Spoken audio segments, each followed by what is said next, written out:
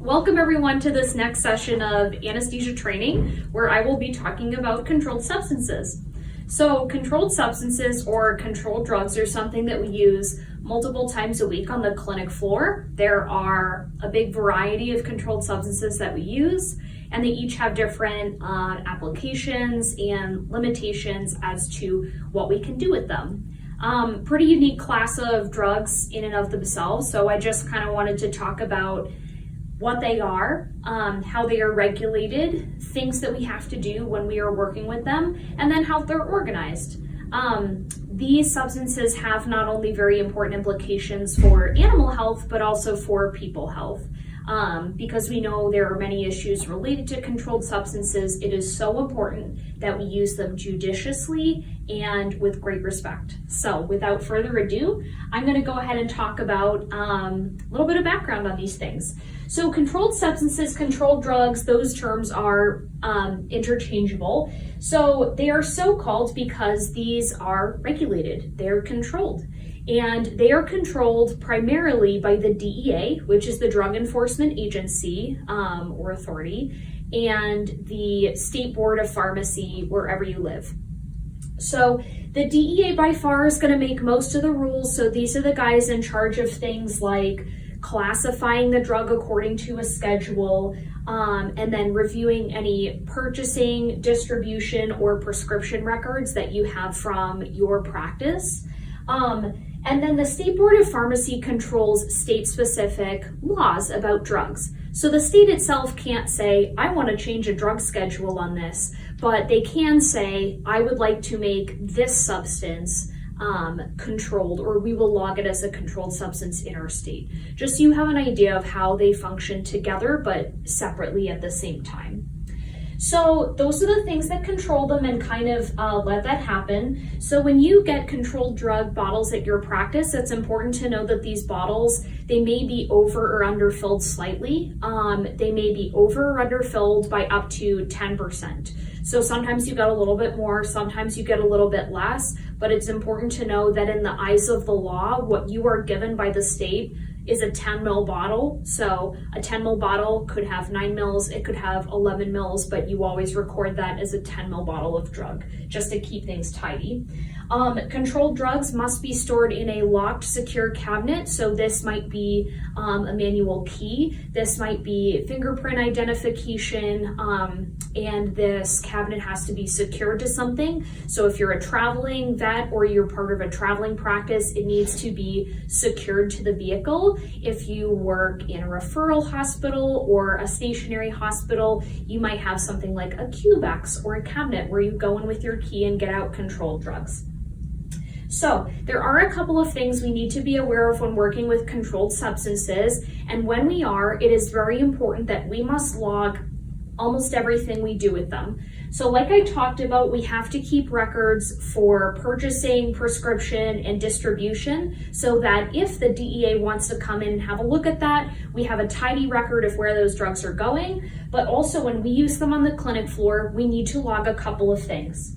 We need to log the drug we are pulling. So if you are pulling, for example, 10 mils of fentanyl for an animal for IV bolus medication, you need to log that in the animal's medical record. So you pull it up, it's in that Q-box or in your drug log written down on paper, and then you also have to note it in the medical record.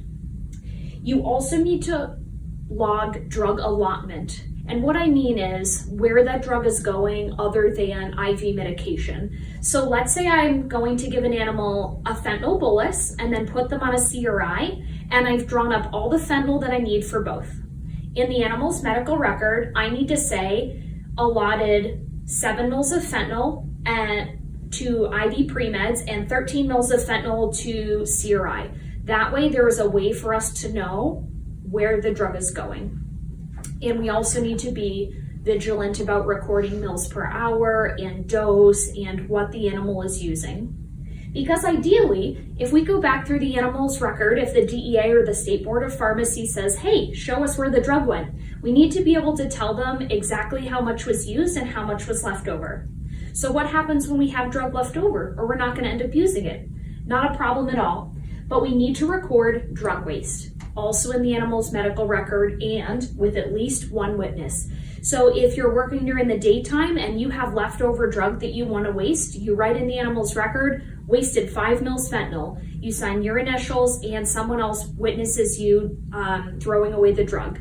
You can use drug disposal bottles. You can put it down a drain where it's never going to come in contact with a person or an animal. You can put it in the trash.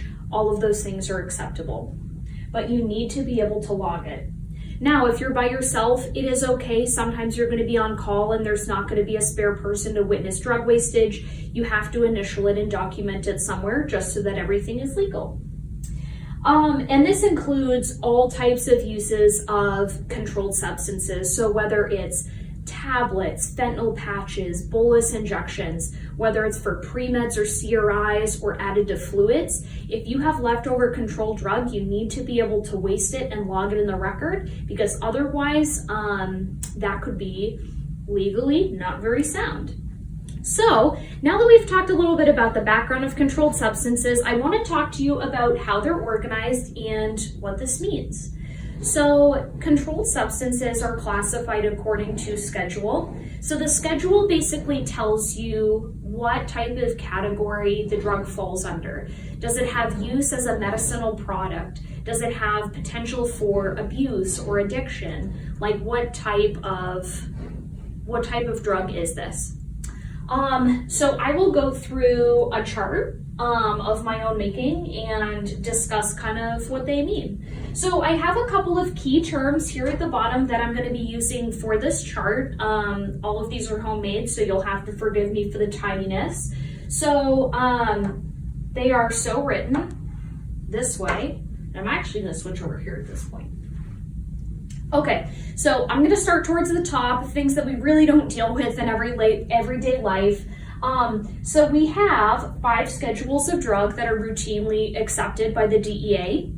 So Schedule 1. So a Schedule 1 substance is something we really don't come into contact in veterinary medicine and to human medicine to that extent, but you have probably heard of these drugs before. So these are things like heroin, LSD, crystal methamphetamine salts, things like that. So these substances have practically no medical use. They have a very high potential for abuse and they have a very high potential for addiction.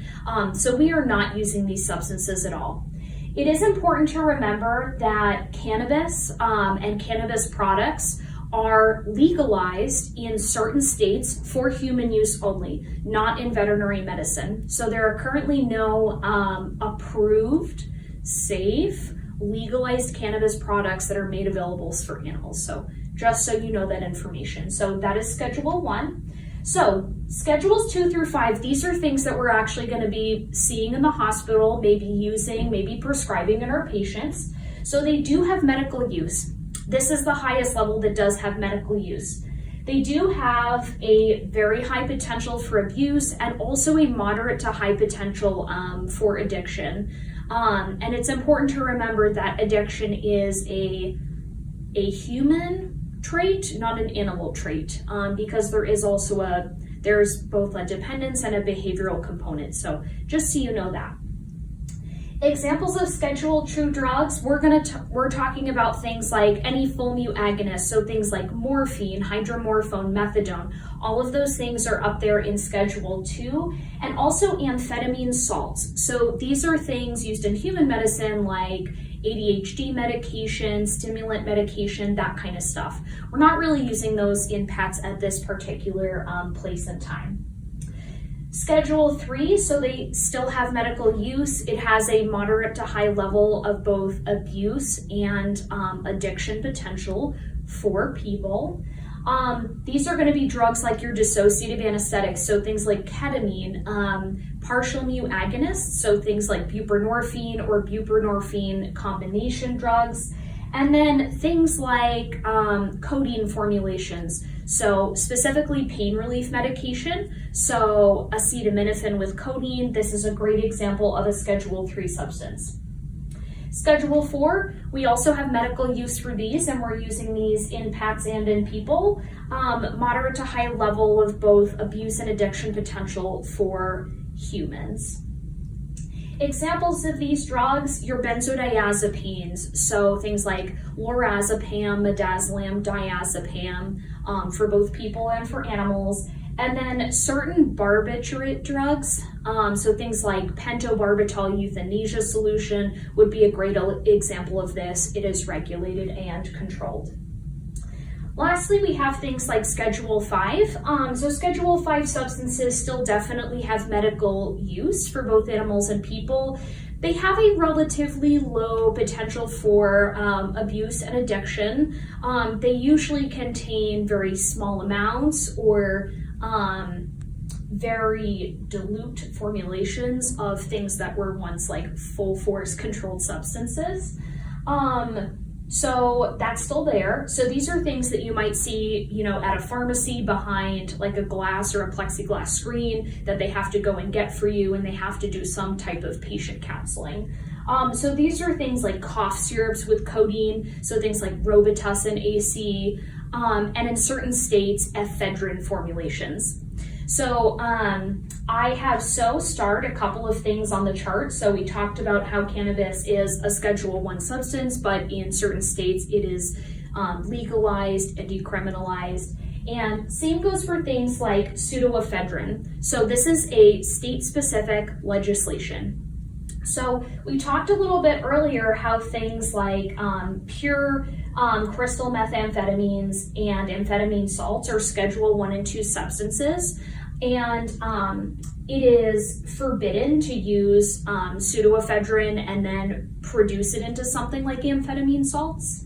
But in certain states, this is not treated as a Schedule V substance. So depends on where you go. So for example, there's a drug called ephedrine. We use it very commonly for blood pressure support, both in animals and in people. So in the states of Missouri and Kansas, we treat ephedrine as a Schedule V substance, but it is not treated that way in every state.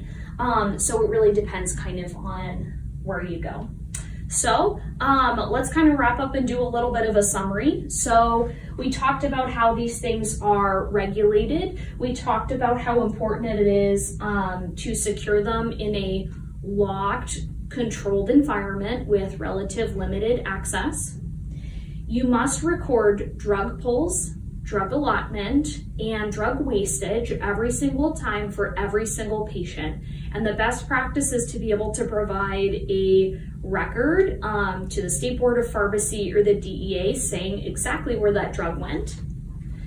We have 5 different categories. There are certain drugs that are approved for human use but not for pet use, and there are also certain drug formulations that can be either made in a purer form or a stronger form or turned into a controlled substance. So we have 1 through 5. 1, of course, has no medical use. The rest of them in veterinary medicine have a strong application for use.